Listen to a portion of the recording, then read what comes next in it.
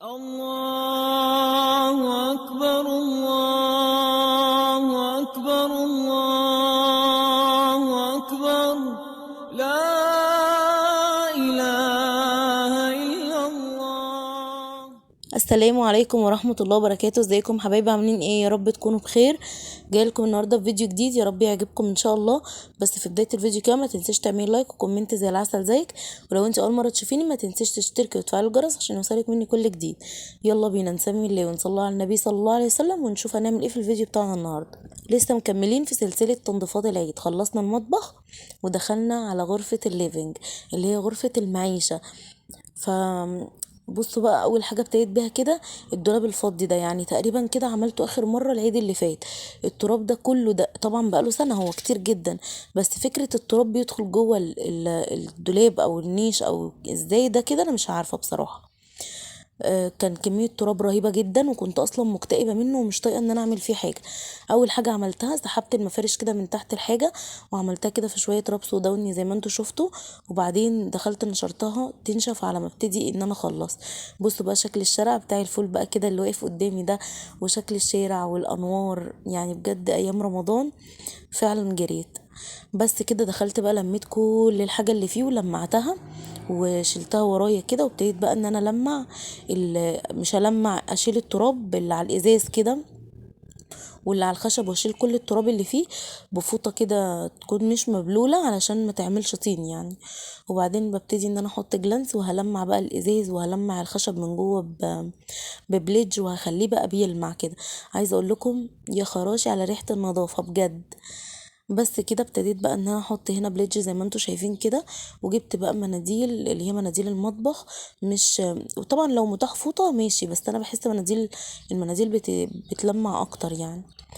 بس كده هبتدي بقى ان انا المعه بالشكل اللي انتوا شايفينه ده. يا نهار ابيض على كميه التراب اللي كانت فيه، بس الحمد لله ربنا يدينا الصحه كده يا رب، طول ما احنا فينا صحه وربنا يبارك لنا فيها يا رب. يعني ما نقلقش وما نسيبش برضو الحاجه تكون مركونه بالشكل ده. انا بصراحه طنشته خالص، اللي هو اصلا مركون كده في ركن كده في الغرفه، ما كنتش بقرب منه خالص. حاطه فيه طقم الميلامين كامل زي ما انتوا شايفين، وطقم شاي وطقم قهوه وكده يعني. بس كده سيبته يتهوى شويه بقى، وبعدين كانت المفارش نشفت. بصوا بقى، انا عايزه اقول لكم كانت بتلمع كده من نظافتها وجمالها. نطفت والحمد لله التراب بقى اتشال من عليها، وريحتها حلوه قوي، ريحتها دوني بقى، فما شاء الله يعني. بصوا زي ما انتوا شايفين الشكل ده كده، مش هشغلكم بقى في رص الدولاب الفاضي، ولكن هوريكم شكله في النهايه. بصوا بقى شكله، يا نهار ابيض على النظافه بجد.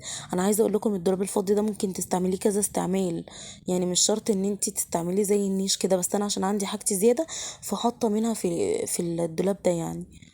ده طبعا بيجي مع غرفة النوم زي ما احنا عارفين. بس كده استغليته استغلال حلو قوي وخليت شكله شيك كده. بصوا شايفين التحفة دي؟ انا عايزة اقول لكم دي بتاعت اخويا. انتم متصورين كنت صغيرة وقلت لماما عايزة واحدة منها تشيلها لي في حاجتي عشان لما اتجوز. انتم متصورين؟ ربنا يبارك في عمره يا رب، بقى راجل بقى. بس كده شفتوا بقى شكل الاوضه. انا شايله من هنا الستاره، هتشوفوها دلوقتي، هحطها على جنب كده وابتدي ان انا اشيل بقى زينه رمضان دي كلها. اي الستاره هي هغسلها وهرجعها تاني، مش هغير الستاير بين الغرفه دي ودي لان لسه مغيراها. بصوا بقى التراب اللي على الترابيزه يعني فظيعه صراحه. بالحاجه اللي عليها دي كلها هبتدي بقى ان انا اشيل كل ده، والسرير مش مفروش، شايله من عليه الملايه.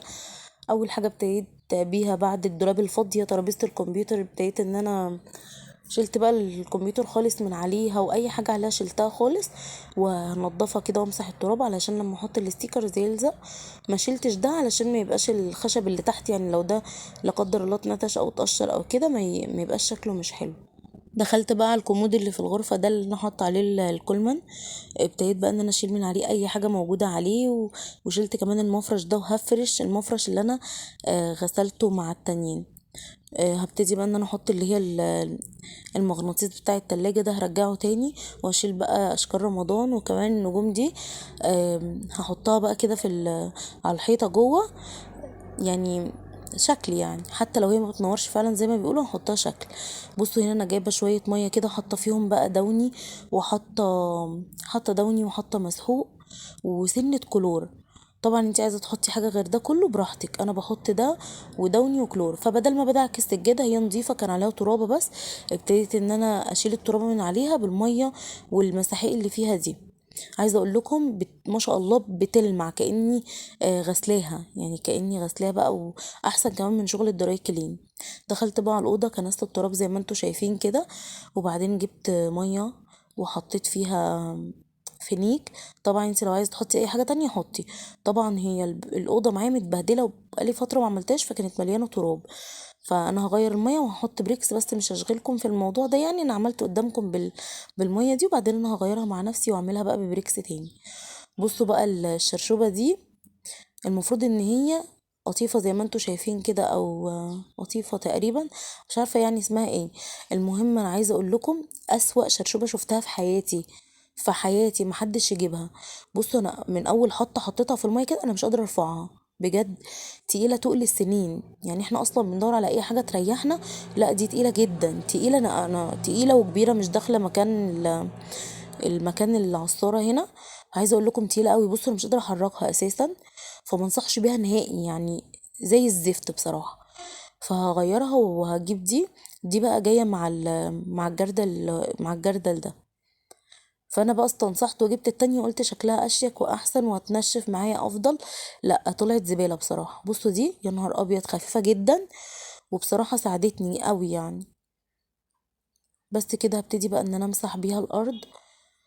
طبعا لو انت عايزة تمسحي بفوطة يعني وكده وتوطي الخيشة يعني اعملي براحتك، بس هي اصلا الاوضة عندي مش محتاجة. بصوا شكل البلاط ده بصراحة، يعني دي لو شقتنا مش ايجار، يعني ربنا يوسع على الكل يا رب، اكيد مش هنقعد على البلاط ده يعني. بس والله حلو يعني بيلمع كده وبينضف اول ما بمسحه. بس كده خلصت، هسيب الارض تنشف كويس. بصوا انا عايزه اقول لكم الجردل ده حلو قوي. بصوا لما باجي اعصر الميه بتنزل جهه تانية وحلو قوي بصراحه. بس كده انا هغير الميه دي وهعمل ميه تاني بميه نظيفه وفيها بريكس، وبعدين هسيبها بقى تنشف. انا هنا خلصت، هسيب بقى الارض تنشف خالص وكمان تكون السجاده توت شويه، وهبتدي ان انا افرش بقى. بصوا هاجي هنا بقى عند الزينة دي، هبتدي ان انا اشيل بقى الزينة. خلاص كل سنة وانتم طيبين. والله العظيم الواحد فعلا بيبقى حزين ومتضايق قوي، هي فعلا يعني كما قال الله سبحانه وتعالى ايام معدودات. فعلا ايام معدودة جدا وبتجري زي البرق كده. انا حاسه ان انا لسه عامله معاكم فيديو الزينه امبارح، مش ولكم ان تتخيلوا بقى ان الشهر جري بالشكل ده. بس كده هبتدي بقى ان انا اشيل بقى البلاستر ده اللي انا كنت لازقه بيه وهشيل بقى الزينه وهشيل كل حاجه. عايزه اقول لكم الاوضه دي خدت معايا تقريبا 3 ساعات، هي مش حاجات كتير بس خدت معايا وقت. ابتديت بقى ان انا اقوم بعد التراويح مش بعد الفطار. خلاص كده لميت الزينه ولميت الاضاءه كلها، وهنشيل كمان الحاجه اللي على التلاجة دي. انتوا متصورين ان فيديو التلاجة ده كان قريب جدا، مش قادره اصدق اصلا ان الشهر جري بالسرعه دي. يلا كل سنة وانتم طيبين ويتعاد عليكم الأيام بخير إن شاء الله. شلت بقى المغناطيس ده وحطيت التاني اللي هو على شكل بقى فواكه والكلام ده، فواكه وخضروات وكده. رجعته تاني بقى. عايزة أقول لكم وحشوني قوي. ان شاء الله ان شاء الله اذا كان ليا عمر بقى هشيل الحاجه اللي هي المغناطيس الرمضاني ده للسنه الجايه اذا كان ليا عمر يعني. بصوا بقى فرع الورد البينك ده، المفروض عندي البينك والاصفر، بحط واحد في الغرفه دي وواحد في الحمام. فانا اخترت الاصفر، يعني قلت احطه في الاوضه دي، يعني هو مش هيمشي قوي مع اللبني بس احسن من البينك لاني لسه شايل البينك، فقلت ان انا اغير. وكمان هبتدي بقى ان انا بصوا ده دبل فيس، دبل اللي هيتحط بقى على النجوم دي، هي ليها وش وظهر. اللي انا اعرفه ان هي ولا بتنور ولا حاجه زي ما بيقولوا، فقلت اجرب يعني هحطها. نورت ما نورتش خلاص هسيبها زي شكلي، يعني عشان ولاد اختي لما يجوا كده هيفرحوا بقى اطفال وكده، يعني هيفرحوا بالحاجات دي. بس بقى هبتدي بقى ان انا خلاص كده خلصت، هبتدي بقى ان انا لمع الدولاب الفضي ده، ان انا احط على الخشب من بره كده بليدج، وهحط على الازاز جلانز وهلمعه كله. وده كان تقريبا اخر حاجة كده. بصوا لمعته بقى، بصوا شكله ما شاء الله يعني. وكمان الترابيزة دي انا عايزة اقول لكم ترابيزة خرعة جدا بجد، والله العظيم بتتهز كده مني ومضايقاني. كان ابي الله يرحمه قال لي هعملها لك واثبتها لك، بس ما لحقش بقى الله يرحمه. المهم ان هي يعني مقضيه الغرض، ركن عليها سند عليها الحاج كده وخلاص. بس كده خلصت غرفه المعيشه بتاعتي وبقت جاهزه لاستقبال العيد الحمد لله.